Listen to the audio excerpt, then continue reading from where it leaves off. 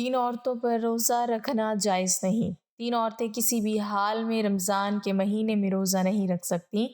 اگر ان میں سے کسی عورت نے روزہ رکھ لیا تو یاد رکھیں ایسی عورت کا روزہ کبھی نہیں ہوگا۔ ایسی عورت کو اللہ تعالیٰ کی طرف سے سخت عذاب ہوگا۔ بسم اللہ الرحمن الرحیم۔ ناظرین، رمضان ایک ایسا پاک مہینہ جس میں قرآن نازل ہوا، جس کے اندر لوگوں کے لیے سیدھا اور صحیح راستہ بتایا گیا ہے۔ رمضان ایک ایسا مہینہ ہے جس میں ہر مومن کی دعا قبول ہوتی ہے، اور اللہ پاک نے ہر مسلمان کے اوپر رمضان کے 30 روزوں کو فرض کیا ہے۔ ناظرین، جیسا کہ آپ سبھی جانتے ہیں کہ رمضان کا مہینہ شروع ہو چکا ہے اور دنیا بھر میں مسلمان اس مہینے کی برکت سے روزے رکھتے ہیں، لیکن کیا کبھی آپ نے سوچا ہے کہ مسلمانوں پر رمضان کے مہینے کے روزوں کو کب فرض کیا گیا، اور کیا ہم سے پہلے والی امتوں پر بھی یہ روزے فرض ہوا کرتے تھے؟ ناظرین، رمضان میں جب روزہ دار روزہ رکھتا ہے اور اللہ تعالیٰ کا حکم مان کر صبر کرتا ہے، تب اللہ تعالیٰ اس روزے دار کو صبر کا بدلہ عطا کرتا ہے۔ اس مہینے کی فضیلت سے اللہ پاک انسانوں کے رزق میں برکت عطا فرماتا ہے، اور غریب سے غریب انسان کو اللہ کی نعمتیں ملتی ہیں۔ اس لیے اس مہینے کو ماہ وسعت رزق کے نام سے بھی جانا جاتا ہے۔ ناظرین، ہر مسلمان اس مہینے میں خاص طور سے ہر گناہ سے پرہیز کرتا ہے، اور جب تک اللہ کا حکم نہیں ہوتا تب تک کوئی بھی چیز کھاتا پیتا نہیں ہے۔ اگر ہم تاریخ اور مذہبی حوالے سے دیکھتے ہیں تو حضرت آدم علیہ السلام کے زمین پر آنے کے بعد سے ہی روزے رکھنے کی شروعات ہو چکی ہے۔ بتایا گیا ہے کہ حضرت آدم علیہ السلام ہر مہینے میں 3 دن روزہ رکھا کرتے تھے۔ ساتھ ہی یہ بھی کہا جاتا ہے کہ حضرت آدم علیہ السلام ان روزوں کو جنت زمین پر آنے کے بعد توبہ کے لیے رکھا کرتے تھے۔ اس طرح پورے سال میں حضرت آدم علیہ السلام 36 دن روزہ رکھتے تھے۔ ناظرین، حضرت آدم علیہ السلام کے زمانے میں ہر مہینے کی چاند کی 13، 14 اور 15ویں تاریخ کو روزے رکھے جاتے تھے۔ یہ وہ تاریخ ہے جب چاند پورا مکمل اور روشن ہوتا تھا، جسے آپ اور ہم 14ویں کا چاند بھی کہتے ہیں۔ اس کے بعد جب حضرت نوح علیہ السلام کا زمانہ آیا تو انہوں نے بھی حضرت آدم علیہ السلام کے زمانے کی طرح مہینے میں 3 روزے رکھے، وہ بھی انہی 3 تاریخوں پر۔ ان روزوں کو طوفان نوح سے بچنے پر حضرت نوح علیہ السلام نے شکر کا نام دیا، لیکن حضرت داؤد علیہ السلام کے روزے کا طریقہ حضرت آدم علیہ السلام اور حضرت نوح علیہ السلام سے تھوڑا الگ تھا۔ چنانچہ حضور اقدس صلی اللہ علیہ وسلم کے فرمان کے مطابق وہ ایک دن روزہ رکھتے تھے اور ایک دن افطار کرتے تھے، یعنی کہ پورے سال میں آدھا سال روزہ رکھتے تھے۔ اس کے علاوہ حضرت سلیمان علیہ السلام ہر مہینے میں 9 دن روزے رکھتے تھے، اور یہ روزے مہینے کی شروعات میں 3 دن، مہینے کے بیچ میں 3 دن اور مہینے کے آخر میں 3 دن رکھا کرتے تھے۔ اس کے علاوہ حضرت ابراہیم علیہ السلام بھی حضرت آدم علیہ السلام کے طریقے کے مطابق روزہ رکھا کرتے تھے، یعنی کہ ہر مہینے میں 3 دن روزے رکھے۔ لیکن کئی روایتیں یہ بھی بتاتی ہیں کہ حضرت ابراہیم علیہ السلام پورے مہینے کے روزے رکھا کرتے تھے۔ حضرت موسیٰ علیہ السلام کے روزوں کا طریقہ سب سے الگ تھا۔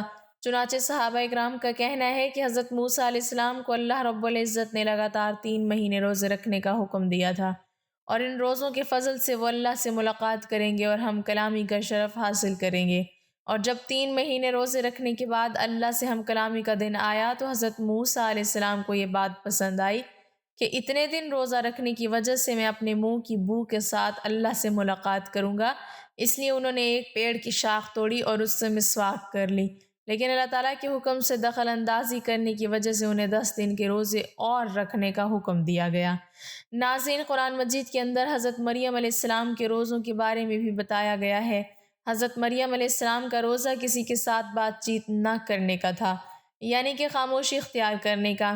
ناظرین، قرآن مجید کی سورہ بقرہ کی آیت نمبر 183 حضرت آدم علیہ السلام سے لے کر تمام انبیاء اور پھر امام الانبیاء محمد صلی اللہ علیہ وسلم تک تمام امتوں کو جوڑتی ہے۔ جیسے کہ ہر امت کے لیے نماز کا حکم کیا گیا ہے، اسی طرح ہر امت پر روزوں کو بھی فرض بتایا گیا ہے۔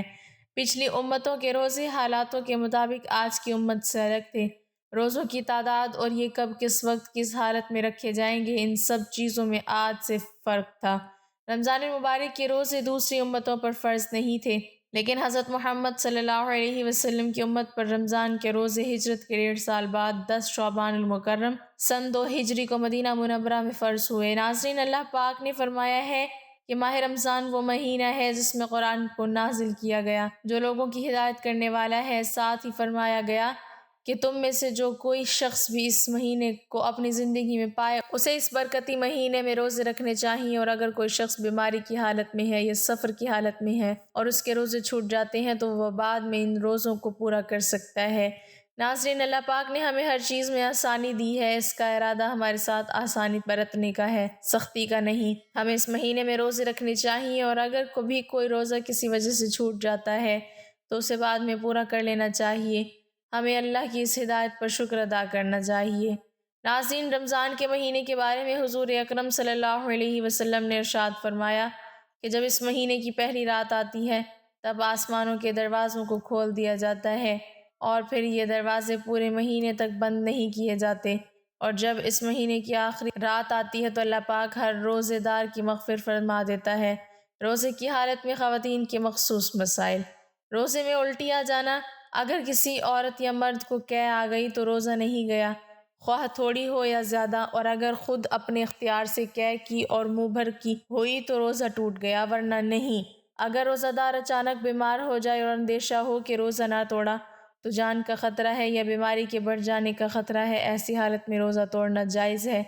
حاملہ عورت کا روزہ۔ اسی طرح اگر حاملہ عورت کی جان کو یا بچی کی جان کو خطرہ لاحق ہو جائے تو روزہ توڑ دینا درست ہے۔ مستقل بیماری کی وجہ سے اگر رمضان میں روزے نہ رکھ سکیں تو قضا کریں۔ اگر کوئی ایسی عورت یا مرد جو مستقل کسی بیماری کی وجہ سے روزہ نہیں رکھ سکے، وہ ان کی جگہ بعد میں قضا روزے رکھیں، اور آئندہ بھی اگر وہ رمضان المبارک میں بیماری کی وجہ سے روزے نہیں رکھ سکے تو سردیوں کے موسم میں قضا کر لیا کریں۔ اگر چھوٹے دنوں میں بھی روزے رکھنے کی طاقت نہیں رہی تو اس کے سوا چارہ نہیں کہ ان روزوں کا فدیہ ادا کریں۔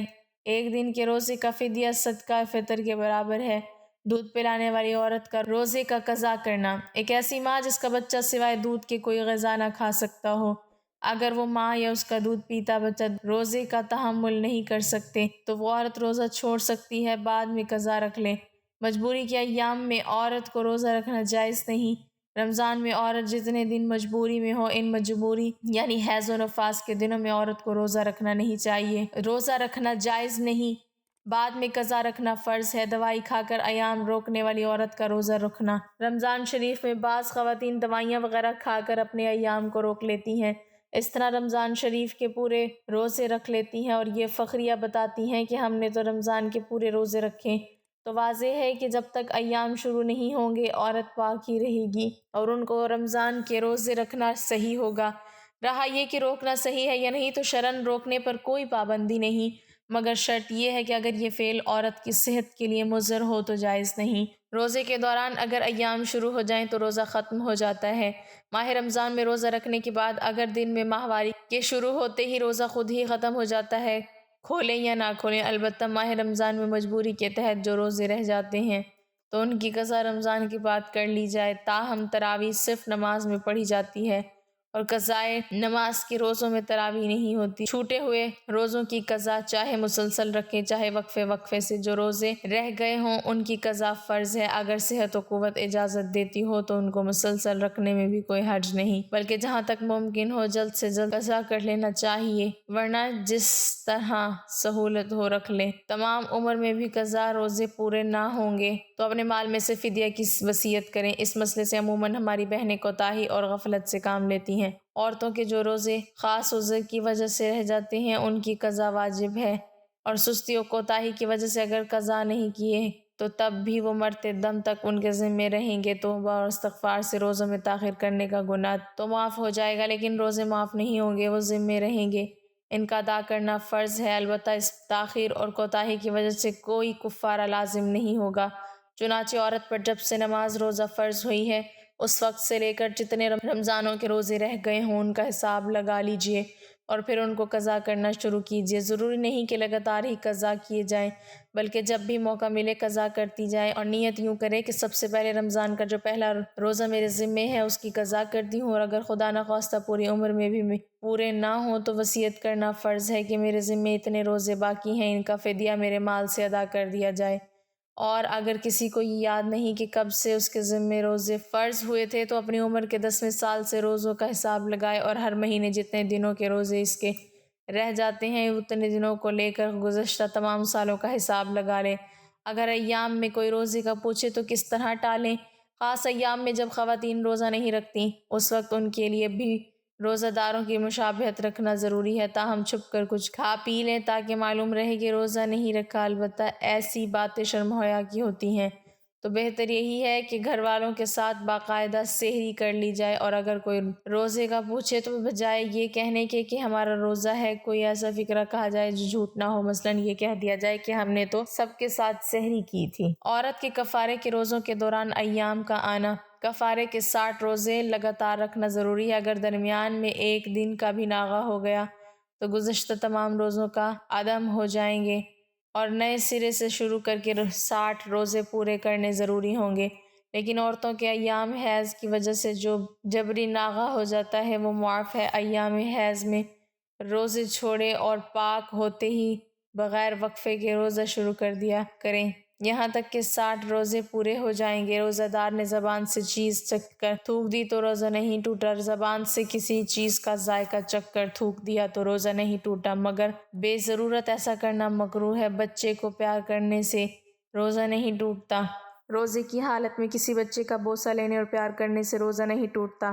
ایام کے روزوں کی صرف قضا ہے اور نمازوں کی قضا بھی نہیں۔ عورت کے ذمے خاص ایام کی نمازوں کی قضا لازم نہیں، صرف روزوں کی قضا لازم ہے۔ اسی طرح کے ایام روزوں کی صرف قضا ہے، کفارہ نہیں۔ نفاس سے فراغت کے بعد قضا روزے رکھے گی۔ اگر کسی عورت کے ہاں رمضان سے ایک ہفتہ قبل بچے کی ولادت ہوئی اور اس کا نفاس 40 دن رہا یا رمضان کے کچھ روزے نفاس کی وجہ سے نہ رکھ سکی تو اب وہ رمضان کے بعد ان ایام کی قضا کر لے۔ اس کے لیے فدیہ دینا جائز نہیں۔ فدیہ دینے کی اجازت صرف اس شخص کو ہے جو بیماری یا بڑھاپے کی وجہ سے روزہ نہ رکھ سکتا ہو اور نہ آئندہ پوری زندگی یہ توقع ہو کہ وہ روز رکھنے پر قادر ہوگا۔ اگر یہ عورت اس معیار پر پوری نہیں اترتی تو اس کے لیے ان روزوں کی قضا لازم ہے، خواہ سردی کے موسم میں رکھ لیں، فدیہ دینا کے لیے جائز نہیں۔ اگر کوئی عورت روزے رکھنے کی طاقت نہیں رکھتی تو اس کے لیے جتنے روزے اس کے ذمے ہیں ان کا فدیہ ادا کرنا کافی ہے۔ ایک روزے کا فدیہ صدقہ فطر کے برابر ہے، یعنی 2 سیر گندم یا اس کی قیمت۔ اس حساب سے قضا شدہ روزوں کا فدیہ دیں اور آئندہ بھی جتنے روزے ان کی زندگی میں آئیں گے اسی حساب سے ان کا فدیہ دیتی رہیں، اور اگر طاقت بحال ہو گئی تو یہ روزے رکھنا لازم ہوں گے۔ فدیہ کس کو دیا جائے؟ روزے کا فدیہ اپنی اولاد اور اولاد کی اولاد کو دینا جائز نہیں۔ دینی مدرسہ کے غریب طلباء کو فدیہ کی رقم دی جا سکتی ہے، البتہ مدرسہ کا کسی دوسری مد میں اس رقم کو استعمال کرنا جائز نہیں، اور ہر روزے کا فدیہ صدقہ فطر کے برابر ہے۔ 60 روزوں کا فدیہ 60 صدقہ فطر کے برابر ہوگا۔ فدیہ ادا کرنے میں اس دن کی قیمت کے لحاظ سے رقم دی جائے۔ چند روزوں کا فدیہ ایک ہی مسکین کو ایک ہی وقت میں دے دینا جائز ہے، مگر اس سے اختلاف ہے، اس لیے احتیاط تو یہی ہے کہ کئی روزوں کا فدیہ ایک کو دیں، لیکن دینے کی بھی گنجائش ہے۔ اللہ تعالیٰ سے دعا ہے کہ وہ ہمیں رمضان کے مہینے میں زیادہ سے زیادہ عبادت کرنے اور روزے رکھنے کی توفیق عطا فرمائے اور ہمیں ان برائیوں سے دور رکھے اور ہم سبھی گناہوں کو معاف فرمائے، اور اللہ پاک ہمیں کہنے اور سننے سے زیادہ عمل کرنے کی توفیق عطا فرمائے۔ آمین ثم آمین۔ ناظرین، کمنٹ باکس میں اللہ تعالیٰ کے 99 ناموں میں سے ایک نام ضرور ٹائپ کریں۔